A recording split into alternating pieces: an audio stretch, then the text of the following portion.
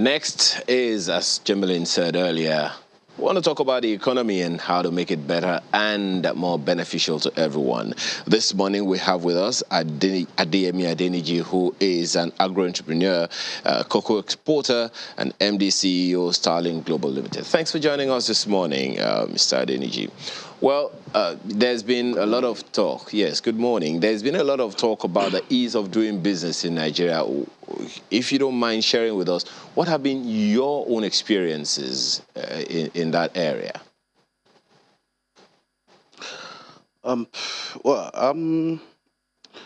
It has not been very easy to do business in this country. Looking back at our experiences, for a very long time, we have been having so many troubles. It's either the road or the port congestion, the taxes by the official ones and the unofficial ones. You have the MDAs, government agencies, having overlapping duties that increases what we pay. Then you have the unofficial one on the road, police, tax forces, the street guys, they call them Ecomog on the road. So many people have really made the business very difficult, and it has been more difficult than before. And in the past few years, it has gotten worse, and it has not been a very good experience that we have had in the doing the business in the country. But recently, things have started to look a bit positive because the government intervention, the MPA is trying to look at some areas, and then I think that is what informed the government to convene a meeting of the MDAs and the exporters to really discuss what exactly have been the problem, because I think most people have not been giving the government the really adequate information about what has been happening around the agro-business. We have the shipping lines that treated us as if we are not Nigerians. How do you explain when shipping lines will abandon your containers fully loaded and they will pick empties because they can make more money by loading empties out of the country, making the country to suffer?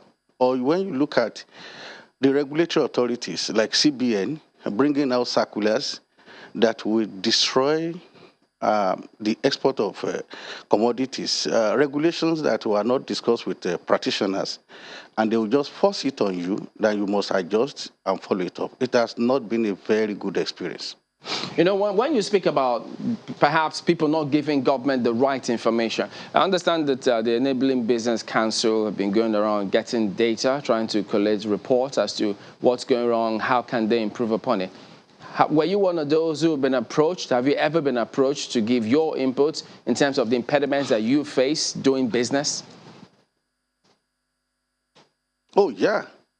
I think my company will have gone bankrupt in 2020 if this Office of the Ease of Doing Business has not intervened. Because my containers loaded with $44 million worth of cashew was picked from Lagos, abandoned in Nome by some shipping lines. Shipping lines brought out their own rules and said, well, we cannot allow you to go if you don't have import containers to load. So we cannot accept your containers. Then CBN says, well, you cannot also go if you don't put your NSP details on our platforms, and these are platforms that are not working. So, and we are about the cash, we needed to load. So we wrote a letter to the Office of the Ease of Doing Business without knowing anybody there. They picked it up and directed MPA to look at it. MPA switched into action immediately, and they applied some sanctions, and we were able to take all those cashew out, and it was not a bad experience, and that was what really encouraged people like us to start talking to government and saying, look, we have this problem, and they became more receptive, and they're asking us what have been the problem, and we have been able to give them enough information that can make things become better. How is it then? Have the political will to carry through the reforms. So how is it then that you say that some people are not giving them the right information if they glean information from corporations like yours? Well, what the government does is to also look at the custom and ask the custom head, how has it been? They will say it's okay. How has the people been faring? CBN will tell them we are doing very good work. They will go to FEC, they will tell them some things, and they will have some people that will tell them everything is going on. Those are politicians, they are not the practitioners. So government believed them in the past. But now I think when they started seeing that things are not really working, they're also looking at their performance indexes, and they're finding out that these things are not working. I think they were worried, and they decided to say, okay, let us really go to the practitioners and ask them what exactly have been your problems. And I think at that point, we started to talk to them. They invited us, they reached out to us, and it was the first time that it happened. And we came out very strongly to tell them, forget what people wrote on the papers, what they tell you. We are the practitioners, we are here. We know that it's not as very easy as they make it to be. And like some of us have really moved out of the country. We now have businesses in Ivory Coast, in Guinea-Bissau, in Senegal, in Cameroon, because we are private sector. Well, if anything happens to us, nobody cares. So you have to look for where you can do your business. So I think at that point, the government became a bit worried, and they started to talk to us and say, well, how can we help? What can we do? So they should forget what what people are saying or what they see, but let them come down straight to us and see it physically so that they will understand what the problem has been. I think they have started to do that. Okay, and that's why we're doing this, so that we can improve on whatever it is we're doing wrong, and such that we don't have to have businesses leave the country because of frustration. So if you could tell us, at the moment, what is it that those other countries are getting right that you think we can do here, given the fact that we have the figures such that we can leverage and even do better and have businesses come back here as opposed to having them leave the country? Yeah, the first thing is to look at the port. The other one is to look at the corruption. It is terrible. In other countries, there are corruption, but there is law. Nigeria, if you are powerful, you can support it. How do you explain when government agencies will just write circulars and they insist that this is what you should do, and if you don't do it, you are in trouble? Let me give you an example. Quarantine services. We were paying 1,250 naira per container to get their certificates, which is necessary in the past. But recently, they just increased it to 10,000 naira per container. And without consulting us, they did not discuss with us. They just said, we have forced it on you, then you must pay. Second example is Central Bank of Nigeria. They said, now we want you to abide by e-invoicing, that we are going to get a global benchmark of price for you. How do we marry that one with somebody like us that trades on international commodity exchange, that changes every minute, and you have a gap about 200 to 300 pounds in between? Or when you trade in cashew that have different qualities and different grades. So how do you explain when you have some people that will come from India or any other place with their briefcase, they will bring the dollar into Nigeria, and they will go to the black market and change it, and they will go to your farm gate and buy, forcing the farmers not even to do proper quality, that is affecting the businesses and our name outside the country. And there's nothing anybody is doing. If you write to anybody, they will tell you, well, these people came before you and they have given us some money, especially. Those corruption has really affected everything. And the policy somersault. Because when you want to write a policy, you are expected that you look for the practitioners and discuss with them. Okay, how do we go about it? Imagine this circular written by CBN was on January 21, and they said it will take effective date from February 1st. And how do you benchmark a 2.5% increase or decrease in a price of commodity that is traded on international commodity exchange, like a stock market. So it is a policy somersault, and but they can be very proud and say, well, we have written our policy, you must abide. So that's why we have been having one step forward and 10 steps backward in making it. But when you look at other countries, they have immediate, medium-term, and long-term plan. Togo is a very small country. They have almost the biggest airport around. All Nigerian shipping lines, they will ship from Nigeria, they will go to Togo, and from there they will distribute. So Nigeria should take the advantage. We are bigger in everything. We should not have so much problem. We should export our commodities, our services to other West African countries because we have the competitive advantage. But it's not happening. Right. And other countries will give you opportunities to do it. In Nigeria, they will give you taxes that is unbearable, and you have the road to the port that is a terrible thing, and you have to go on batches, and custom is another terrible, block. They will tell you this is how we want it. You imagine if somebody has traded in, loaded container from Kano and seal it, and after sealing it in Kano, the custom has checked it in Kano, they will send it to Lagos. By the time it gets to Lagos, the custom in Lagos will say, let us open it again. They will remove the seal. And whereas the owners of the containers in Kano, that's the buyer, the eventual buyer in neither in Singapore or in Vietnam or anywhere in the world, will have known the seal. But when they get to Lagos, they remove the seal, put another one. So because they did not trust us, no country trusts us so well about our practices, they will reject those commodities and those people will go bankrupt. So many things that needed to be done so that we can streamline. I think that's what the government is trying to do, bringing all the agencies together, asking them what exactly are the problems, how do we get this thing resolved. I think it's a positive thing in the right direction. But that is one of the reasons that are driving so many people out of the country. And I think having your personal account and the account of so many others should help in helping, at least for government to see what the reality is. And I recall last year, I think it was in October, that the Vice President was talking about, variance in policies, the fiscal and monetary policy. It looks like they are not on the same page. But, maybe to solve this as well, we need to understand those who are benefiting from this chaos, because clearly you, the business owners, aren't benefiting. And I'd like you to speak about, perhaps put a figure to how much you have lost as a result of some of these somersaults. But really, who is benefiting from this chaos? Certainly not you.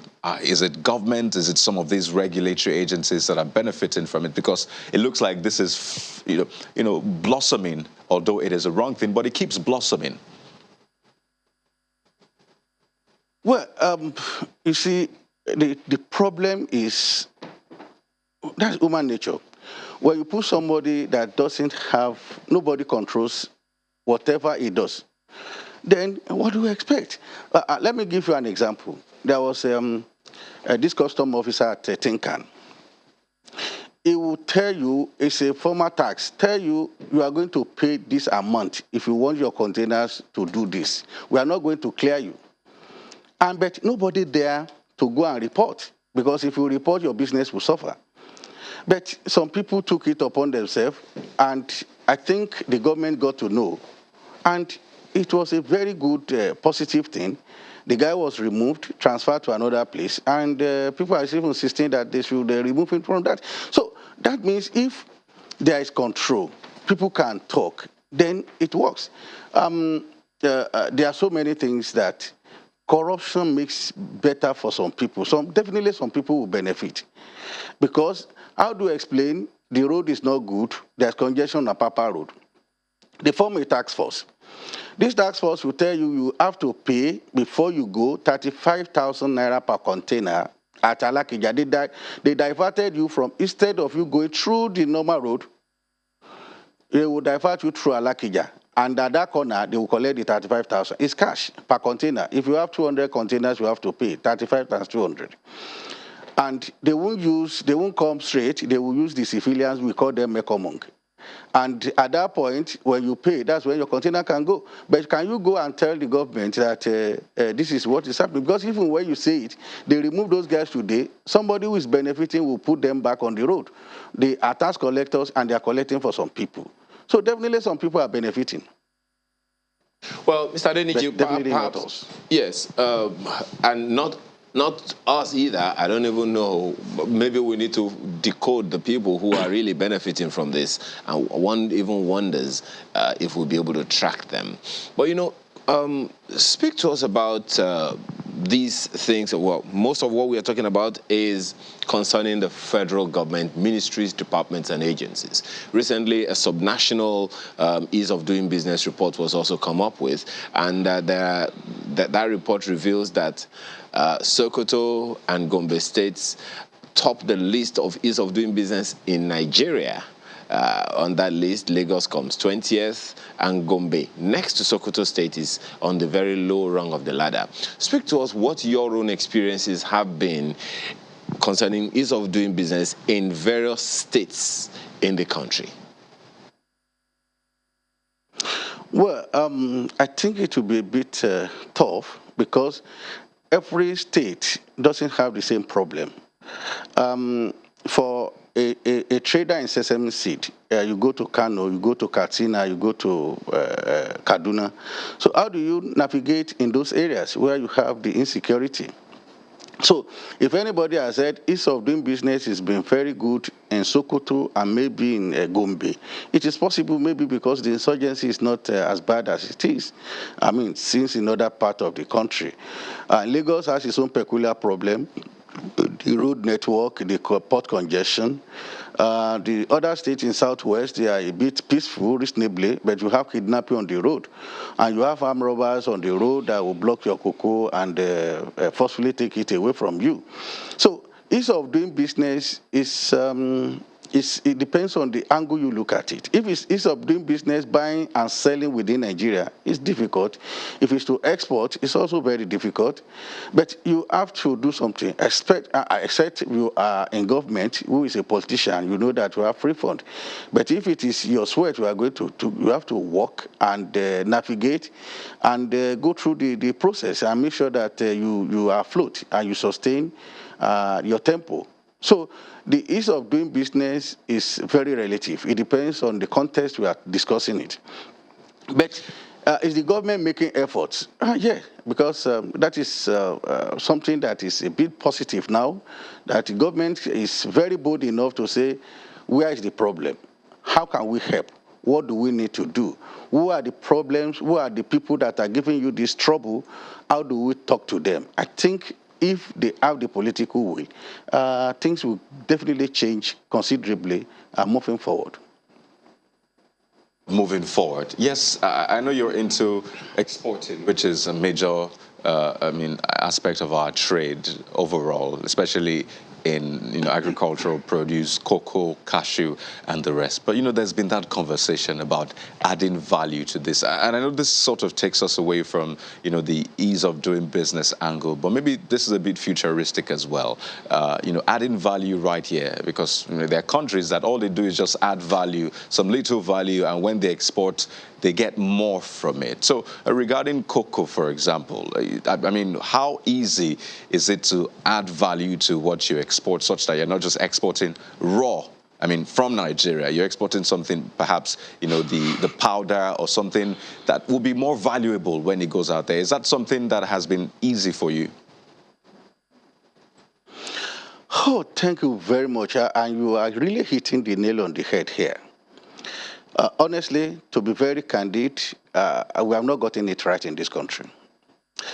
You have to first look at where was Nigeria in 1970 in cocoa production and where are we today. In 1970 to 75, we were producing between 500 and 750,000 tons of cocoa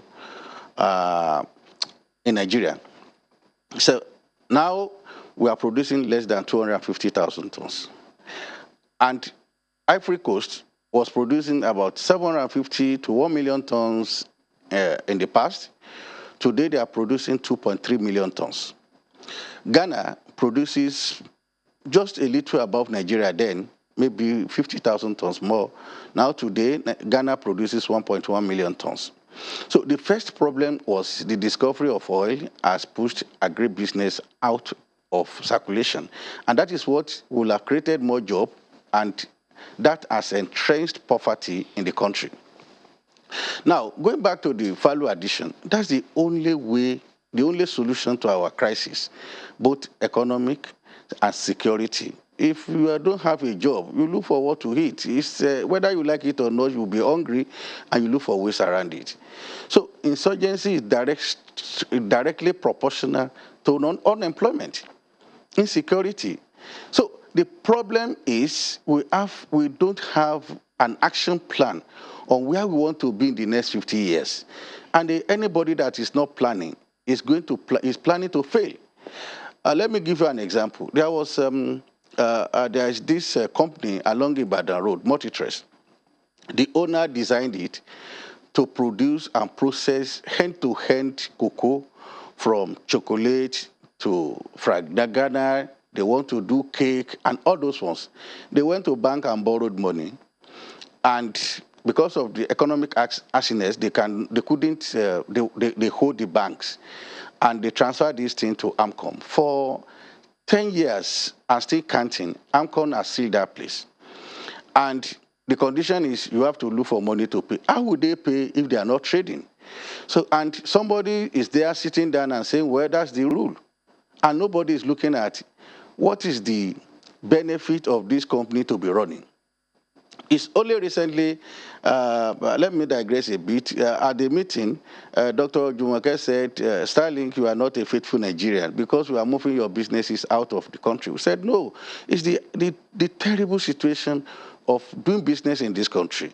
And today we started talking to some people to do value addition. Nobody that is in our business will be happy to be an exporter of primary products. I'm a member of FCC. That's a 13-member people that manages the cocoa economy in the world. I'm the only black man in that committee. And you find out you are always not happy. You come back and very pained in your heart that why are we here? As a country, Ghana started to add value. Ivory Coast started to add value, and they are scaling it up every day. Nigeria is not. Cashew processing, go to Ivory Coast, you see the effort of the government. Here you don't, because the bank gives you money for a short-term business, so you cannot invest it in the long-term business. And manufacturing is going to have an incubation period. It's a minimum of, it depends on the sector, between 5 to 10 years. No moratorium. So you borrow money at whatever rate and you put it in factory, you are going to be friends of AMCOM. So that's why some people like us are not really considering it, even if it is something we wanted to do. As long as there is the political will by the government to sit down and say, okay, where the rich regression should stop. Let us even stabilize it first. Then let us see what direction we want to move. We can't be complaining that we are in poverty when we are not making efforts. Are we really encouraging people to go to farm? Are we giving them the right equipment? Are we giving them the right attitude? Nigeria has cocoa research institution, Crane, in Ibadan. About this, Mr. Adeniji, you know, it's very interesting that when you... My sincere apologies. It's very interesting when you talk about these things, especially from an experiential perspective as you have. And I'm pretty sure that so many people have heard you loud and clear. Thank you so much for your time and thoughts this morning. Adeniji is an agro-entrepreneur, arguably the biggest cocoa exporter in Nigeria, and MD CEO, Starlink Global Limited. Thank you so much for your time this morning.